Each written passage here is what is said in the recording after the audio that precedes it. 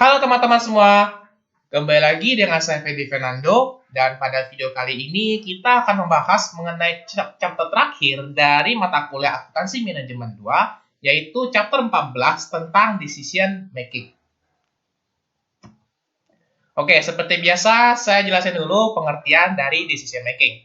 Nah teman-teman, Decision Making seperti arti harfiahnya dalam bahasa Indonesianya berarti pengambilan keputusan adalah suatu proses untuk memilih beberapa alternatif yang paling sesuai dengan nilai-nilai atau tujuan untuk mendapatkan hasil atau solusi mengenai prediksi di masa mendatang. Jadi kurang lebih, nanti dalam decision making ini kita akan memilih satu dari beberapa alternatif yang ada, di mana alternatif ini nanti akan membantu kita untuk kinerja di masa mendatang. Dalam menentukan decision making ini, terdapat dua jenis biaya, teman-teman. Yang pertama ada relevant cost, dan kedua ada irrelevant cost. Relevant cost seperti dengan pengertian harfiahnya, yaitu biaya yang relevan adalah biaya yang dapat dibedakan antara alternatif yang ada atau alternatif satu dengan alternatif lainnya, sehingga dapat dipertimbangkan oleh kita sebagai decision maker untuk mengambil keputusan. Sedangkan satu lagi irrelevant cost berarti kebalikannya, yaitu biaya yang tidak terpengaruh oleh pengambilan keputusan manapun, karena biaya ini akan sama untuk setiap alternatif yang terjadi atau setiap alternatif yang kita pilih. Kemudian dari relevant cost sama irrelevant cost ini bakal dibagi lagi teman-teman, di mana relevant cost ini ada dua jenis. Yang pertama ada avoidable cost dan ada yang kedua namanya opportunity cost. Avoidable cost mungkin sudah teman-teman dengar di chapter sebelumnya, yaitu di bab transfer pricing, di mana avoidable cost ini adalah biaya yang dapat dihilangkan seluruh atau sebagian apabila kita memilih salah satu alternatif daripada alternatif yang lain. Misalkan kemarin kalau misalkan kita melakukan transfer pricing, maka kita tidak perlu membayar biaya seperti biaya packaging atau biaya komisi atau biaya pengiriman. Kemudian untuk opportunity cost ini adalah biaya yang timbul karena perusahaan itu memilih suatu alternatif tertentu dibandingkan alternatif lainnya. Jadi kurang lebih opportunity cost ini seperti benefit yang kita korbankan karena kita memilih satu alternatif, teman-teman. Nanti untuk contohnya bakal saya jelasin di belakang lagi supaya teman-teman paham. Lalu berikutnya untuk irrelevant cost ada dua jenis. Yang pertama ada sunk cost dan kedua ada future cost. Di mana sunk cost ini adalah biaya yang telah terjadi akibat keputusan yang terjadi di masa lampau. Kemudian yang namanya future cost yang kedua itu adalah biaya yang tetap terjadi di masa mendatang walaupun kita memilih satu dari beberapa alternatif yang ada. Oke, kemudian saya akan memberikan sedikit contoh supaya teman-teman paham maksud dari jenis-jenis biaya yang sudah saya jelaskan di awal tadi. Misalkan saya ingin pergi berlibur ke Bangka.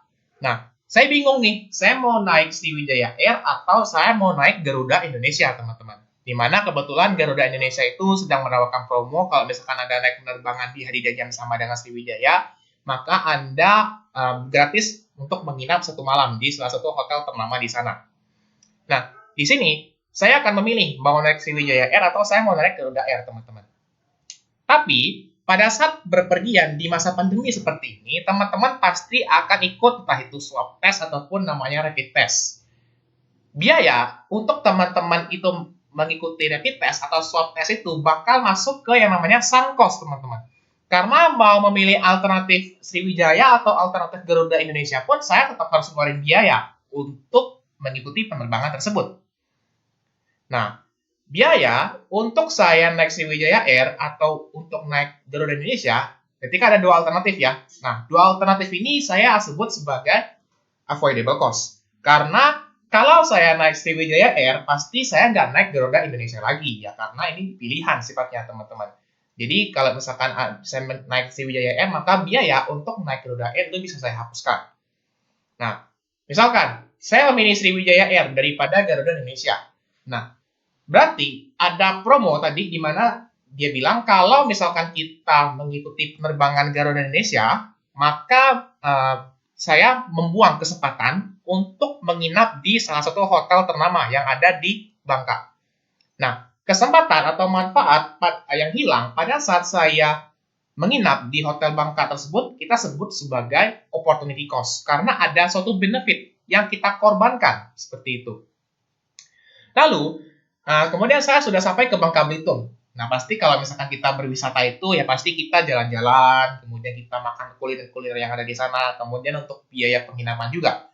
Nah, biaya-biaya seperti ini kita akan sebut sebagai future cost. Karena di sini kan tadi yang saya bingung itu, saya mau memilih dua alternatif, mau pergi ke Bangka itu naik apa, teman-teman, seperti itu.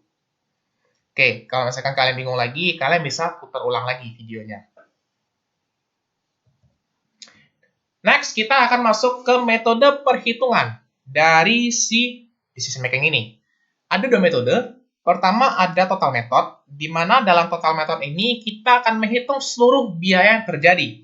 Sehingga jika ada biaya yang tidak berubah atau kita sebut sebagai irrelevant cost, maka kita akan tetap masukkan untuk setiap perhitungan alternatif yang ada. Sedangkan metode kedua kita sebut sebagai incremental method, di mana kita akan menghitung biaya yang berubah atau berbeda dari beberapa alternatif yang ada. Jadi yang kita masukin di incremental method ini adalah biaya yang bersifat relevan saja, teman-teman, seperti itu. Terakhir, sebelum kita masuk ke hitungan, kita akan membahas nih ya, jenis-jenis decision making yang bakal teman-teman pelajarin di chapter ini. Yang pertama ada keep or drop. Keep or drop ini lebih kayak teman-teman itu mau mempertahankan satu divisi atau enggak, karena kebetulan divisi tersebut lagi mengalami kerugian. Kemudian pilihan kedua kita sebut sebagai make or buy. Nah, make or buy ini biasanya pabrik, di mana pabrik itu kan terkadang dia akan membuat keputusan, kira-kira mending kita buat aja direct materialnya, atau kita beli dari supplier luar. Kemudian ada decision making yang ketiga, yaitu accept or reject. Accept or reject ini lebih ke special offer. Misalkan ada tawaran spesial dari supplier luar. Nah, kira-kira setelah kita hitung, kita bakal terima atau enggak ya, seperti itu. Dan terakhir ada sell or purchase order, di mana untuk sell or purchase order ini kita jual aja barangnya apa adanya, tanpa diproses lebih lanjut, atau kita proses lebih lanjut lagi barang yang mau kita jual, yang tadinya mau kita jual, supaya nanti ada value editnya, sehingga nanti ada keuntungan yang lebih besar pada saat kita memproses barang tersebut lebih jauh. Nah, untuk sell or purchase order itu nanti udah sempat kalian bahas ya, kalau nggak salah di Akmen 1, kalau nggak salah materinya itu joint cost ya, dimana kita nanti bakal proses susu, misalkan itu jadi yogurt ataupun jadi keju gitu. Sedangkan untuk keep or drop itu, yang sudah saya tandain di PPT ini warnanya agak berbeda, inilah yang nanti bakal jadi materi UAS kalian. Ya, dimana kalian akan nanti bakal membahas cukup banyak, kalian tuh kira-kira nanti mau mempertahankan divisi ini atau enggak, seperti itu. Oke, sampai sini dulu untuk teorinya. Seperti biasa, nanti kita akan lanjutkan dengan problem yang ada.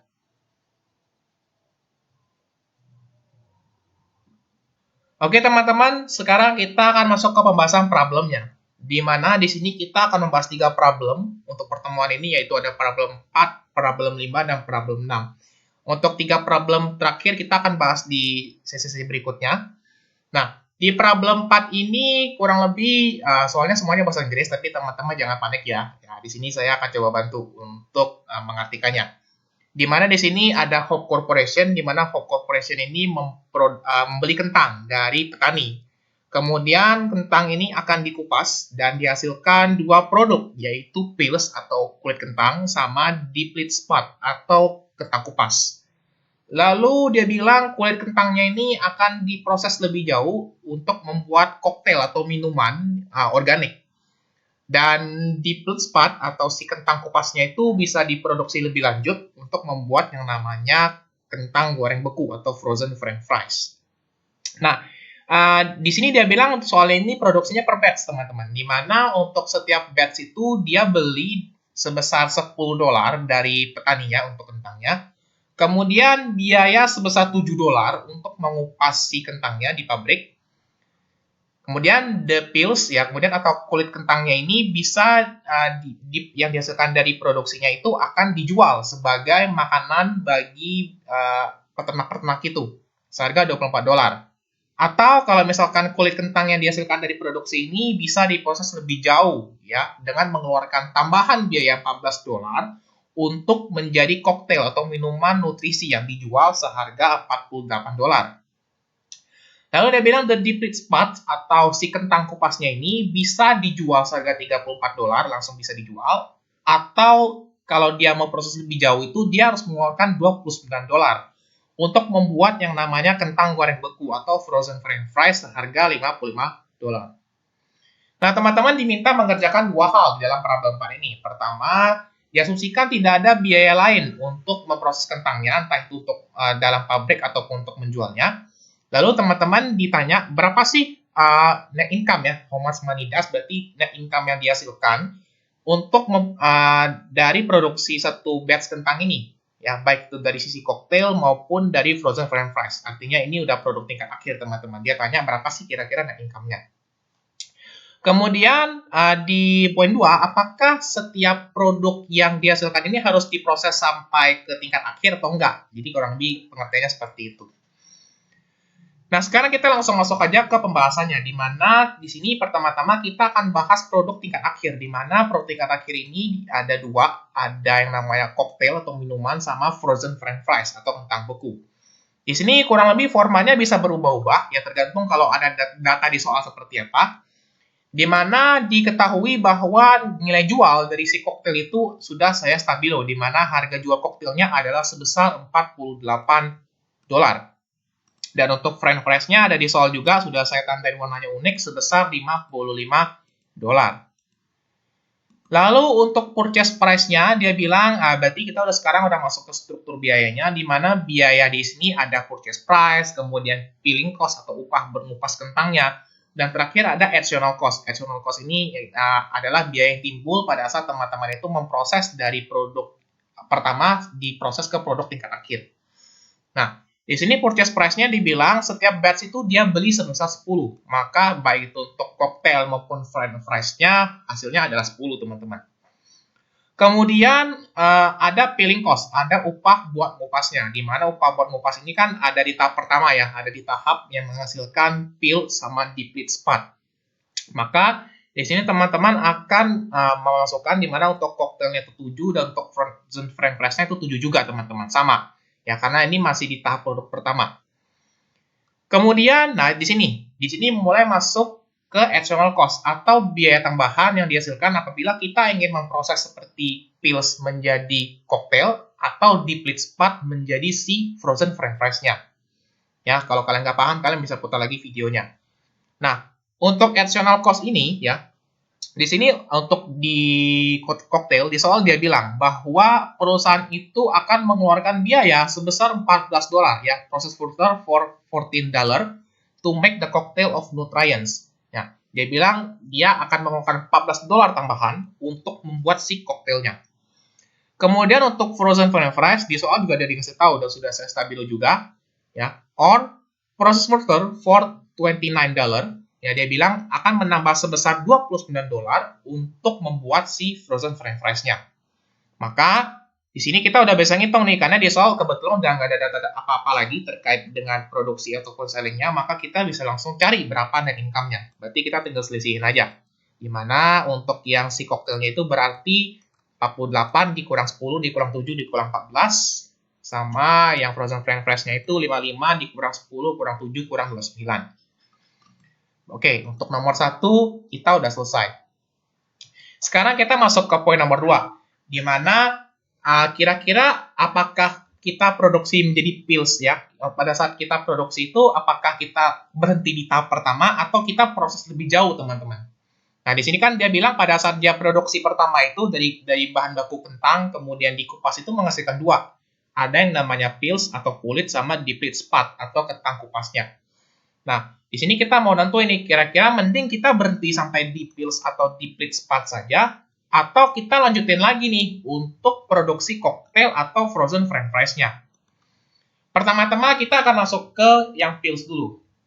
Dimana untuk datanya sama persis ya teman-teman ya, untuk purchase sama peeling cost-nya. Dimana untuk purchase sama peeling cost-nya ini ya 10 sama 7.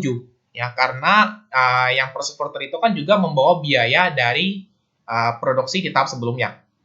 Nah, untuk salesnya agak sedikit berbeda, di mana untuk sales dari Pils, dia bilang, Pils atau kentang yang diproduksi itu bisa dijual untuk menjadi makanan untuk ternak itu. Harganya sebesar $24. Nah, berbeda halnya kalau kita proses lebih jauh, di mana dia akan jadi koktail. Makanya kita akan masukin aja di sini $48 sesuai dengan hitungan kita tadi yang ada di nomor 1. Nah, di sini kita udah bisa hitung nih, berapa sih kira-kira net income kalau kita hanya produksi sampai menjadi pil saja. Dimana kita tinggal kurangin aja, 24 dikurang 10 dikurang 7, hasilnya adalah sebesar $7 untuk net income-nya. Kemudian, kalau misalkan kita proses further, nah, ada biaya tambahan atau additional cost yang kita keluarkan, dimana kalau kita proses lebih jauh lagi, dia bakal jadi cocktail. Makanya untuk additional cost-nya, teman-teman silakan tinggal menyesuaikan aja. Maka additional cost-nya adalah sebesar $14. Oke, dari sini kita udah bisa cari nih, berapa sih kira-kira net income-nya. Dimana teman-teman tinggal kurangin aja, 48 dikurangin 10 dikurang 7 dikurang dengan 14. Maka dapat net income-nya adalah sebesar $17. Nah, dari sini teman-teman udah bisa melihat dong, kalau misalkan kita jual mentahan atau pasti di kulit kita langsung jual aja, dapat net income 7. Kemudian kalau kita proses lebih jauh, ternyata labanya bisa $17, teman-teman.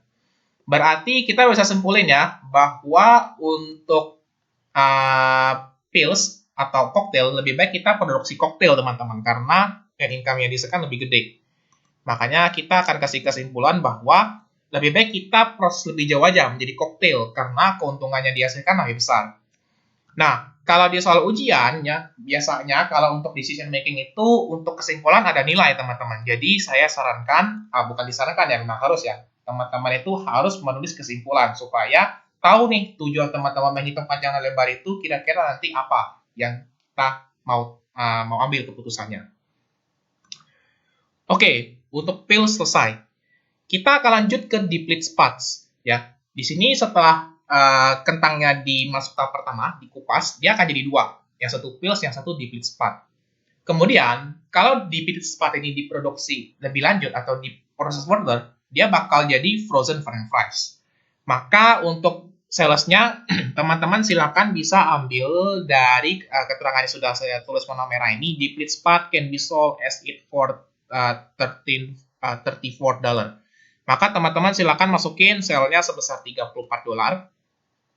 Kemudian sama juga, untuk purchase price sama peeling cost-nya lagi-lagi sama, kayak yang ada di tahap sebelumnya, di perhitungan sebelumnya, yang di poin 1 sama di yang pills tadi, karena memang dia sama-sama diproduksi seperti itu, teman-teman. Kemudian untuk salesnya, di sini dia bilang untuk sales dari si frozen french fries-nya adalah sebesar $55, teman-teman. Nah, untuk net income ya, net income-nya di sini teman-teman silakan tinggal selisihin aja. Dimana untuk yang di split spot itu dikurangin 34 dikurang 10 dikurang 7 dapat net income-nya 17. Dan kita akan lanjut untuk mengerjain apabila produk ini diproses lebih lanjut. Dimana kalau misalkan kita ingin memproses di split spots ini menjadi frozen french fries, maka kita harus tambahin biaya sebesar $29 ya, $29 sesuai dengan keterangan di soal. Nah, maka net income-nya kita tinggal kurangin aja, di mana 55 dikurang 10 dikurang 7 dikurang 29, maka dapat nilai net income-nya itu adalah sebesar $9. Nah, di sini teman-teman lagi-lagi bisa melihat nih, sudah terlihat jelas nih perbandingan net income-nya, di mana kalau misalkan kita hanya berhenti sampai di deplete spots, itu lebih gede daripada kita proses lebih jauh.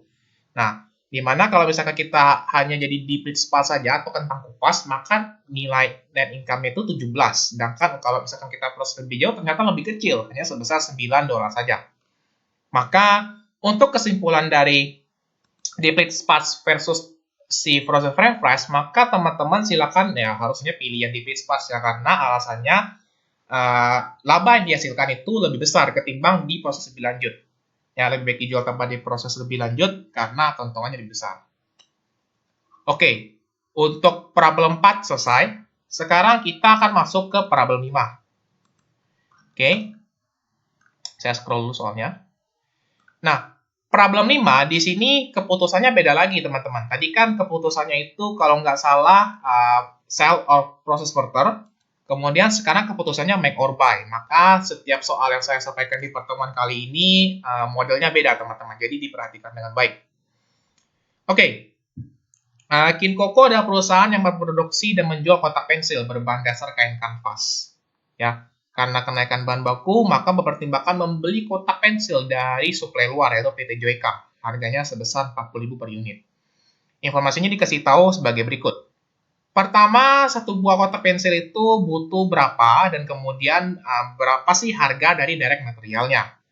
Lalu di poin 1 ini juga dikasih tahu bahwa terdapat bahan tambahan. Ya.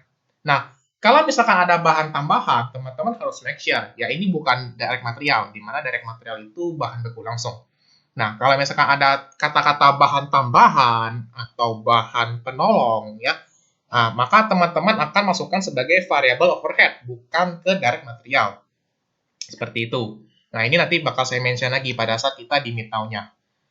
Kemudian, di sini di poin 2, sebuah kotak pensil itu butuh waktu pengerjaan. Jadi kurang lebih terkait data terkait direct materialnya. Di poin 3, perusahaan punya sebuah mesin jahit, berarti biasanya ini udah otomatis ke penyusutan. Penyusutannya menggunakan saldo menurun ganda atau double declining. Lalu di poin 4, lagi-lagi juga mengenai data penyusutan karena ini terkait bangunan atau gedung pabrik. Metodenya straight line. Lanjut ke poin 5, perusahaan mengeluarkan biaya untuk membayar beban yang terjadi. Di sini nanti poin 5 ini bakal masuk ke fixed cost-nya.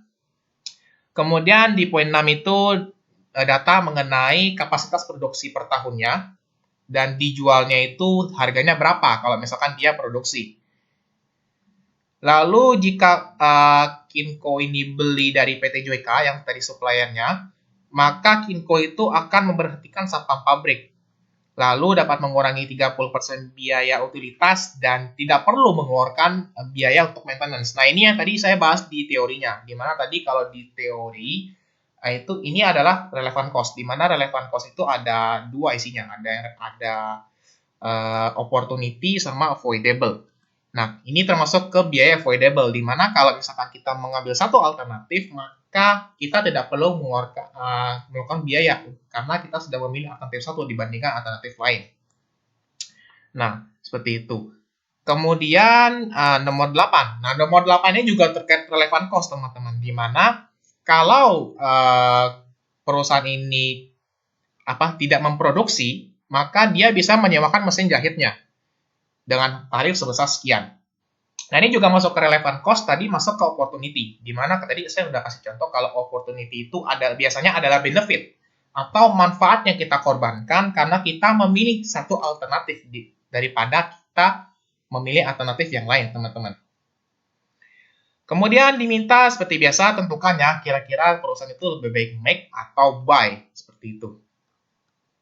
Oke, pertama-tama kita akan masuk untuk menghitung yang make dulu ya. Jadi kita akan menghitungnya nilai yang make dulu, baru yang buy.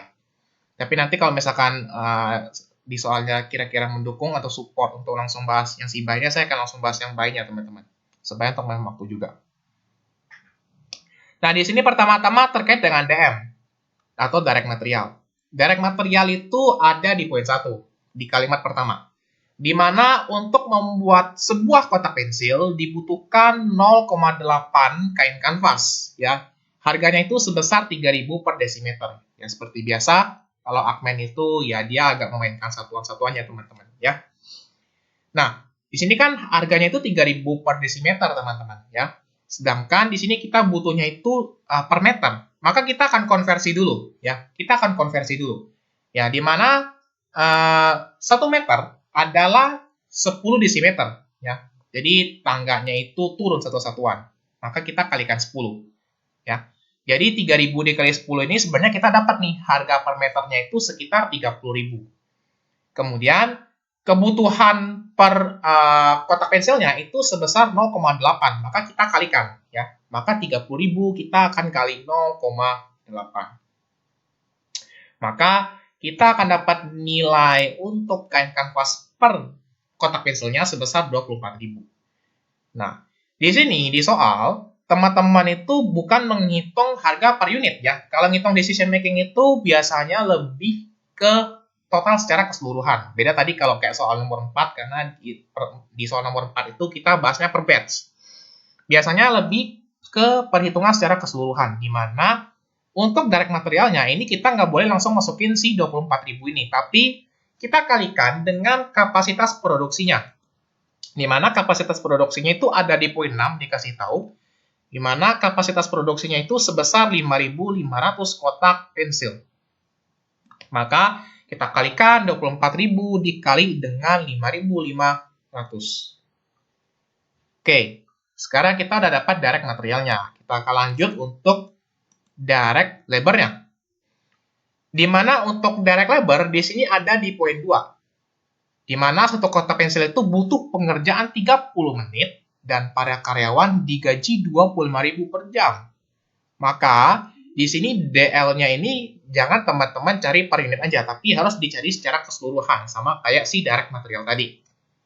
Maka 0,5 ini harusnya teman-teman tahu, ini 1 jam itu kan ada 60 menit. Kita konversi dari 30 menit ke jam itu dapat setengah jam atau 0,5. 0,5 atau setengah kita akan kalikan dengan tarifnya, yaitu 25.000. Lalu kita kalikan dengan banyaknya unit yang diproduksi, di mana kita kalikan 5.500. Dapat nilai untuk direct materialnya, direct labor-nya sebesar 68.750.000. Next, kita akan masuk ke variable overhead-nya, di mana untuk variable overhead ini seperti yang saya bilang tadi, teman-teman harus lihat ada keterangan di soal di mana dia bilang ada bahan tambahan. Nah, ini teman-teman harus perlu make sure. Kalau ada keterangan bahan tambahan, bahan pembantu, bahan penolong, itu sengaja ya semuanya ya. Maka teman-teman akan mengklasifikasikannya sebagai variable overhead, teman-teman, bukan si direct material. Untuk variable overhead, dia di soal ini cuma dikasih tahu doang, satu, terkait dengan tambahan hiasan, di mana hiasan itu per produknya adalah sebesar 5.000. Nah, 5.000 ini kita nggak boleh langsung masukin 5.000 di sini, tapi kita kalikan 5.000 dikali dengan kapasitas produksinya, yaitu 5.500. Next, untuk variable overhead. Untuk variable overhead, di sini kita akan coba breakdown dulu, ya. Di mana untuk variable overhead ini ada beberapa. Pertama, ada depresiasi mesin jahit, ya, ada di soal poin 3, kemudian ada depresiasi gedung pabrik di poin 4, lalu ada 3 biaya lainnya yang dikasih tahu di poin 5. Perusahaan itu memiliki beberapa FOH seperti sudah saya daftarkan ini. Pertama-tama kita akan bahas mengenai depresiasi mesin. Depresiasi mesin itu adalah mesin jahit, di mana mesin jahit itu dibeli pada 1 Januari 2019, HP-nya 400 juta, NS 20 juta, umur manfaat 5 tahun, metode double declining. Makanya di sini saya nggak blok ya residual value-nya ya, karena residual value nggak dipakai pada saat menghitung double declining method. Nah, langsung aja, karena ini dibeli pada tahun 2019 ya, ini saya kasih tahu di awal dulu, karena kita beli di tahun 2019, maka kita perlu hitung dulu berapa sih penyusutan di tahun 2019 sampai tahun yang ada di soal ini, yaitu tahun 2021. Maka seperti biasa, kita buat hitungannya dulu untuk mencari berapa rate, kemudian berapa penyusutan per tahunnya. Cost-nya ada dikasih tahu di soal, harganya sebesar 400 juta. Ya. Kemudian untuk rate-nya di sini kita akan cari seperti biasa, di mana untuk cari rate dari double declining method itu adalah 100% dibagi dengan umur ekonomisnya, yaitu 5 tahun, kemudian dikalikan dengan 2. Maka kita akan dapat rate-nya adalah sebesar 40%. Kemudian kita akan hitung berapa penyusutan dari tahun ke tahun. Nah, ini karena soalnya nggak baik hati dan tidak sombong, maka dia kasihnya di awal tahun, teman-teman. Kalau misalkan dia belinya misalkan di tanggal 1 April, di tanggal 1 Mei, 1 Juni, 1 Juli, maka teman-teman harus make sure lagi. Harus dikalikan dengan berapa banyak penyusutan yang terjadi di tahun pertamanya. Nah, sekarang karena soalnya itu baik, maka kita langsung kalikan aja 400 juta dikalikan dengan 40% untuk mencari penyusutan di tahun 2019 atau tahun pertamanya. Kemudian kita akan cari penyesuaian tahun kedua, di mana silakan teman-teman tinggal cari dulu nilai bukunya, di mana nilai buku itu rumusnya adalah harga perolehan dikurangi dengan akumulasi penyusutan, karena di sini baru tahun kedua berarti penyusutan dari tahun pertama, di mana 400 dikurang dengan 160 juta dikali dengan rate-nya, yaitu 40%.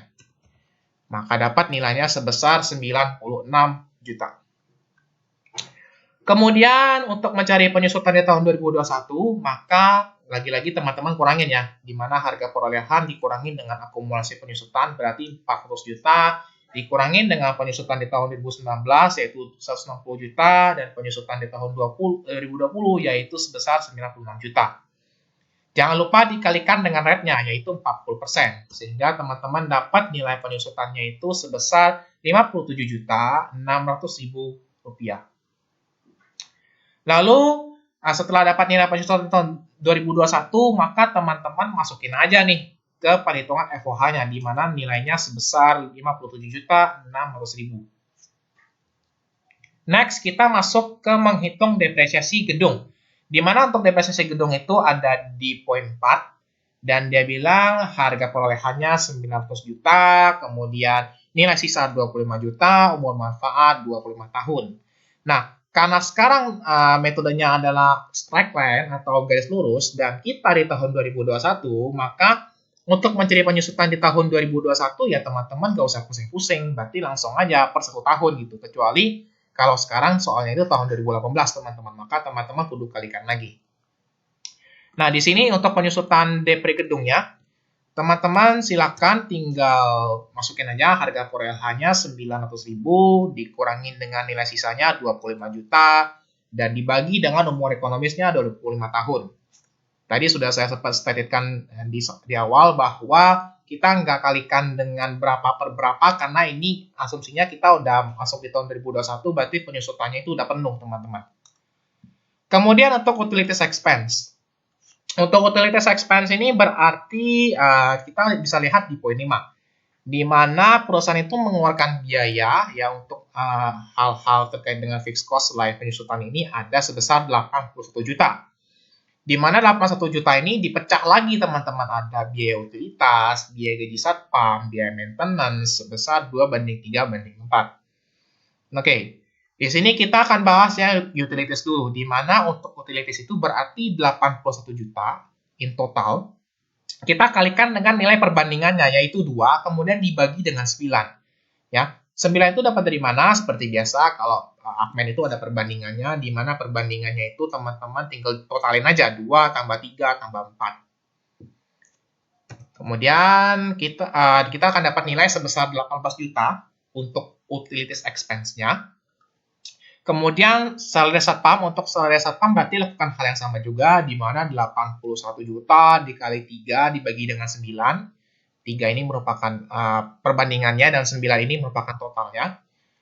Lalu untuk maintenance juga sama, di mana 81 juta dikali dengan 4 yang merupakan nilai perbandingan yang kemudian dibagi dengan 9 total perbandingannya. Oke. Berarti sekarang kita sudah melengkapi semua data terkait dengan fixed overhead-nya, maka ditotalin aja, ya, tinggal disam aja, sehingga kita dapat nilai FOH secara keseluruhan itu adalah 173.600.000. Next, kita akan coba menghitung fixed cost apabila perusahaan ini memutuskan untuk membeli produk dari luar, teman-teman, atau pada saat beli dari PT Joyka. Nah, di sini, di soal, untuk menghitung si fixed overhead-nya ini, teman-teman harus lihat keterangan yang ada di poin 7. Ini terkait dengan relevant cost. Nah, dari inilah yang udah mulai masuk agak ke bab kita.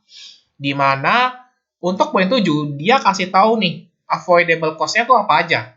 Nah, di mana avoidable cost, untuk apabila si PT Kinko ini mengambil tawaran dari pihak supplier, maka dia akan memberhentikan satpam, ya. Dia akan memberhentikan satpam, kemudian mengurangi 30% utilitas dan tidak perlu mengeluarkan biaya untuk maintenance-nya. Nah, di sini yang akan teman-teman masukin di kolom buy ini bukan biaya yang dihapuskan, teman-teman ya, bukan biaya yang dihapuskan, tapi yang teman-teman masukin di fixed overhead yang ada di kolom buy ini adalah berapa sih biaya yang tersisa. Ya, kita akan masukin berapa biaya yang tersisa, bukan biaya yang dapat dihindarkan, teman-teman. Ya, makanya kita akan selisihkan nih. Kita akan selisihkan berapa fixed overhead secara keseluruhan dikurangin dengan avoidable cost yang terjadi. Saya ulangi lagi, untuk fixed overhead-nya ini kita akan masukin berapa fixed overhead yang tersisa, bukan fixed overhead yang dapat dihindari. Makanya kita cari selisihnya nih, di mana kita kurangin fixed overhead secara keseluruhan, dikurangin dengan fixed overhead yang dapat dihindari. Nah, ini nanti bakal saya tanya juga di Meet Now-nya. Untuk fixed overhead-nya, di sini silakan teman-teman masukin, di mana fixed overhead in total itu adalah 173.600.000, kemudian dikurangin dengan data yang ada di poin 7, di mana dia akan memperhatikan satpam, berarti untuk biaya satpamnya kita masukin. Kita kurangin biaya satpam, kemudian dikurangin lagi dengan 30% biaya utilitasnya, karena dia bilang kalau misalkan dia beli dari luar, maka dia bisa mengurangi 30% biaya utilitasnya. Dan terakhir, kalau dia beli, dia tidak perlu mengeluarkan biaya maintenance, berarti ya udah kita tambahin lagi. Nah, silakan diselisihkan di mana biaya untuk membersihkan satpam, kemudian biaya maintenance ditambah dengan 30% dari biaya utilitas. Lalu kita selisihkan dengan fixed cost secara keseluruhan, maka dapat nilai FOH-nya itu 105.200.000. Kemudian kita masuk ke purchase price, di mana untuk purchase price itu ya pasti yang make nggak ada ya. Di make nggak ada. Untuk purchase price itu kita akan melihat dari data buy-nya, di mana perusahaan akan mempertimbangkan untuk membeli kotak pensil dari PT Joyka itu seharga 40.000 per unitnya. Maka 40.000 teman-teman akan kalikan dengan banyaknya kapasitas produksi yaitu 5.500. Karena ingat, di perhitungan ini kita masukin secara keseluruhan, bukan harga per unitnya. Dan terakhir kita masuk opportunity cost, di mana Kinkoko ini dapat menyewakan mesin jahitnya kepada Pantel Ink apabila dia tidak melakukan produksi. Maka silakan teman-teman masukin opportunity cost ini ke make. Karena kenapa kita masukin di make? Kalau kita melakukan produksi, berarti kan mesinnya itu kan memproduksi si kotak pensilnya. Artinya apa, teman-teman? Artinya ada benefit atau manfaat yang hilang, di mana benefit di sini dalam artian adalah pendapatan apabila pabrik menyewakan si mesin jahitnya. Ya, ingat tadi di penjelasan di teori, di mana pada saat saya itu menolak tawaran dari Garuda Indonesia maka saya nggak dapat menginap di hotel. Ya, makanya ini sama juga kayak opportunity cost, di mana kalau saya memilih untuk membuat atau memproduksi sendiri si kotak pensilnya ini, berarti saya kehilangan pendapatan, di mana saya sebenarnya bisa saja sewain mesin jahitnya. Nah, di sini dikasih tahu langsung pendapatannya itu 4.500.000 per tahunnya, berarti nggak usah dihitungin apa-apa lagi. Di sini kita udah bisa cari total cost-nya secara keseluruhan, di mana tinggal bisa aja. Untuk make, kita dapat total cost-nya 406.390.000. Dan apabila kita buy, kita dapat total cost-nya adalah sebesar 325.200.000.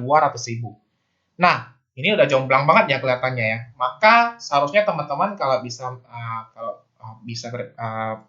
menyimpulkan bahwa untuk soal problem ini lebih baik perusahaan ini buy, karena biaya yang dihasilkan itu lebih kecil ketimbang perusahaan itu memproduksi sendiri, teman-teman, seperti itu.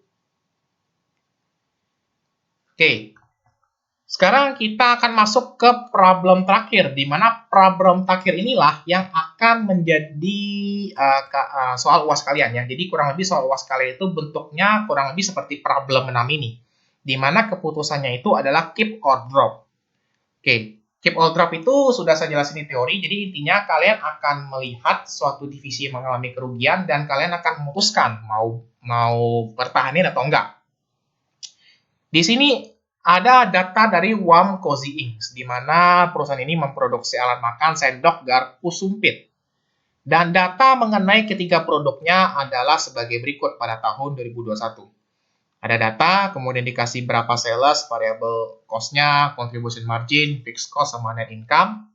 Dan manajer Warm Cozy Inc. ini mempertimbangkan untuk memperhatikan produksi garpu karena kalau teman-teman lihat garpunya ini ternyata divisi garpu ini mengalami kerugian 5,4 juta di periode sebelumnya. Nah, setelah dilakukan evaluasi, ditimbang-timbang, dan dilihat-lihat, ternyata ditemukan beberapa informasi tambahan sebagai berikut. Pertama, dia bilang jika produksi garpunya berhenti, maka penjualan sendoknya itu akan diprediksi menurun sebesar 15%. Dikarenakan karena pelanggan itu biasanya beli sendok dan garpu secara bersamaan.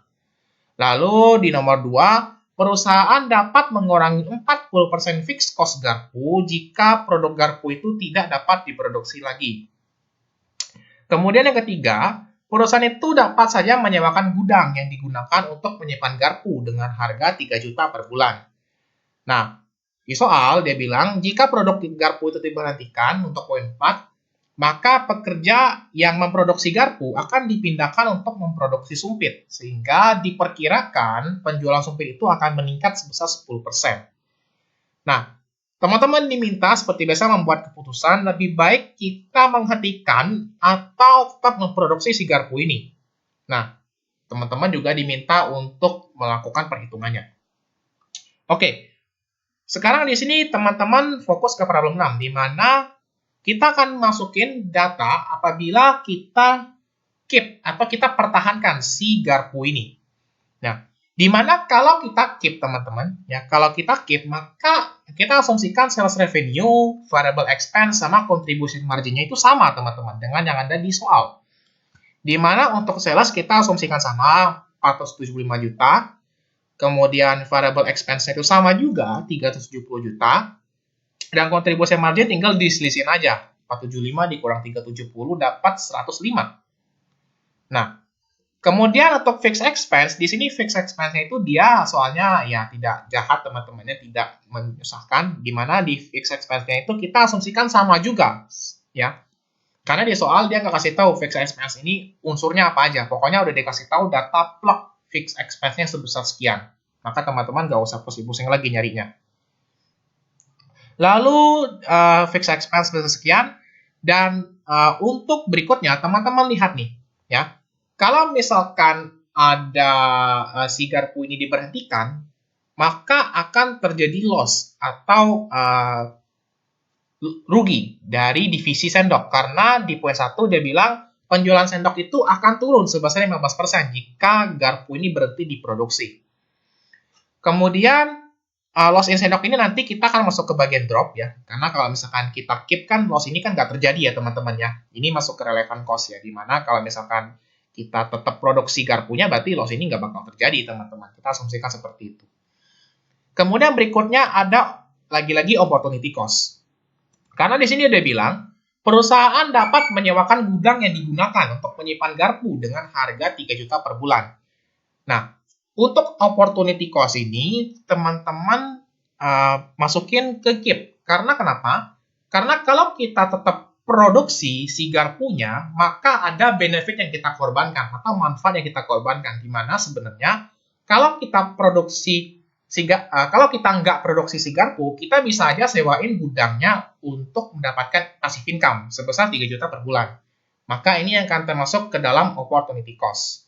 Nah, untuk opportunity cost-nya ini berarti teman-teman tinggal kalikan aja 3 juta dikali dengan 12 karena di sini seperti biasa untuk decision making itu biasanya kita konversi ke tahun teman-teman nilainya. Oke. Nah, di sini untuk opportunity cost-nya sebesar 36 juta. Nah, sekarang kita akan coba hitung berapa net income atau loss yang terjadi pada saat kita mempertahankan atau kita keep si divisi garpu ini. Dimana kita udah dapat nilai contribution marginnya, berarti contribution margin dikurangin dengan fixed expense, dikurangin dengan opportunity cost. Kemudian berikutnya kita akan coba hitung apabila kita drop atau kita membuang si divisi garpu ini. Pertama-tama untuk menghitung adanya kenaikan atau penurunan dari sales revenue serta variable expense-nya yang nanti bakal mempengaruhi contribution margin-nya. Oke, kalau kalian bingung, kalian bisa ulangi videonya. Nah, pertama-tama kita akan cari lagi, kita akan cari berapa sih sales revenue dan variable expense yang terpengaruh apabila kita drop si garpu ini. Di mana data yang mempengaruhi si sales dan variable expense ini ada di poin 4.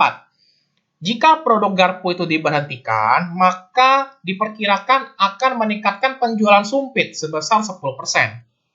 Ini artinya, kalau misalkan kita berhentikan garpu, maka nanti sales si sumpit sama sales sumpit ini akan meningkat. Maka sales revenue dan variable expense-nya juga akan meningkat, teman-teman. Maka kita akan cari di mana 10% kita kalikan dengan 420 juta yang merupakan penjualan sumpit. Ingat tadi sama juga pada saat kita ngisi yang bagian kit, kita asumsikan data tahun depan itu masih sama, base-nya masih sama teman-teman, nggak ada perubahan. Maka kita dapat nilai sales revenue-nya itu sebesar 42 juta. 10% dikali 420 juta. Kemudian untuk variable expense-nya juga sama, di mana 10% kita kalikan dengan 295 juta. Maka kita dapat nilai kontribusi margin seperti biasa. Kontribusi margin itu kita selisihkan antara sales revenue dengan variable expense-nya. Nah, di sini kita akan coba menghitung fixed expense apabila kita drop si divisi garpu ini. Seperti yang teman-teman lihat, ya, fixed expense itu sama juga ketentuan yang ada di problem 5 tadi. Di mana fixed expense atau fixed overhead yang terjadi, itu teman-teman akan cari berapa sih yang tersisa. Ya, bukan avoidable, tapi yang tersisa, teman-teman. Makanya kita akan selisihkan fixed overhead secara keseluruhan dikurangin dengan avoidable-nya, sehingga dapat berapa sih nilai fixed expense yang tersisa. Nah, ini nanti bakal saya mention di mid-now-nya. Untuk fixed expense, teman-teman silakan bisa melihat data yang ada di poin 4. Di mana perusahaan dapat mengurangi 40% fixed cost garpu jika si garpu ini nggak diproduksi lagi. Maka silakan teman-teman bisa aja langsung kalikan 60% yang merupakan residu atau sisa dari si fixed expense-nya. Atau kalau misalkan mau 100% dikurangin dengan 40%, kemudian dikalikan dengan 110.400.000. Itu nggak masalah teman-teman, sama aja. Jadi kalau misalkan udah jago, langsung aja nih kalikan 60%. Berarti kan teman-teman harusnya udah nangkep tuh. Oh, kira-kira kalau 40% diberhentikan, berarti masih sisa 60% dong ya. Atau bisa aja kalau misalkan mau cara lambat yang main safe, 100 dikurangin 40% dikali dengan 110.400.000. Maka dapat nilai fixed expense-nya itu 66.240.000. Kemudian ada loss in sendok division. Ya, dimana tadi saya bilang kenapa ini masuk ke bagian drop, karena kalau misalkan kita keep produksi si garpu ini, loss ini nggak bakal terjadi teman-teman ya. Loss ini nggak bakal terjadi. Nah, tapi kalau kita drop, ini akan menimbulkan loss dari sendok division karena terjadi penurunan penjualan. Nah, untuk loss in sendok division itu teman-teman lihat poin 1. Di mana untuk poin 1 itu dia bilang akan menurunkan penjualan sendok sebesar 15%. Ya. Nah, di sini kalau misalkan terjadi penurunan penjualan, ya, maka kan kita sebutnya sebagai loss. Nah, loss ini base-nya itu bukan dari sales atau dari variable cost, tapi langsung hantam aja ke contribution margin-nya, teman-teman. Jadi kalau misalkan nanti kalian ketemu soal di UAS, karena kan bentuknya kan keep or drop ya. Kalau misalkan ada loss in division berapa, itu teman-teman jangan lihat nilai sales atau variabelnya, tapi langsung aja ke contribution margin-nya. Makanya di sini sebutannya itu loss ya. Loss in sendok division, bukan kayak sales in sendok division minus gitu, enggak. Nah, makanya kita langsung kalikan aja 15% sesuai dengan keterangan di soal, dikalikan dengan contribution margin si sendoknya, yaitu 210 juta. Nah, di sini untuk perhitungan drop udah selesai sampai di sini, di mana sampai di loss saja. Karena kalau opportunity cost ini kan istilahnya kan hanya terjadi pada saat kita tadi memproduksi. Ada benefit yang hilang, di mana kalau misalkan kita nggak produksi, kita bisa aja tuh sebenarnya sewain si gudang garpunya. Maka silakan teman-teman menghitung berapa net income atau loss-nya, di mana untuk net income atau loss dari keputusan drop ini ya silakan dikurangin 12.500 dikurangin dengan 66240 dikurangin dengan 31500. Nah, di sini teman-teman udah bisa melihat nih, ternyata kalau kita keep si garpu ini ya berarti kita bakal dapat loss sebesar sekian, 41.400.000. Ada rugi nih, ada rugi 41,4. Tapi kalau kita drop, ternyata kerugiannya lebih gede lagi teman-teman. Ternyata kalau kita drop, kerugian kita tuh mencapai 85.240.000. Maka harusnya teman-teman bisa menyimpulkan ya, bahwa lebih baik dipertahankan saja atau di keep saja. Karena ternyata kalau kita drop, kerugian yang dialami itu bakal lebih besar lagi teman-teman, seperti itu. Nah, ini untuk kesimpulan saya kasih tahu lagi bahwa di ulangan itu harus dibuat ya. Nah, kalau misalkan ada coret-coretan kayak fixed expansion juga teman-teman harus buat teman-teman ya. Jadi saya tahu teman-teman dapat FOH-nya itu nggak asal tembak teman-teman. Oke, mungkin itu aja untuk materi kita di pertemuan hari ini, di mana udah cukup panjang dan lebar juga, kita bahas 3 problem beruntun gitu, ya, tapi memang soalnya singkat-singkat, nggak sepanjang yang ada di pertemuan sebelumnya. Apabila ada kesalahan atau ada kata-kata yang kurang berkenan pada saat saya menyampaikan materi tadi, saya minta maaf. Kita akan ketemu lagi di video selanjutnya. Sekian dan bye-bye!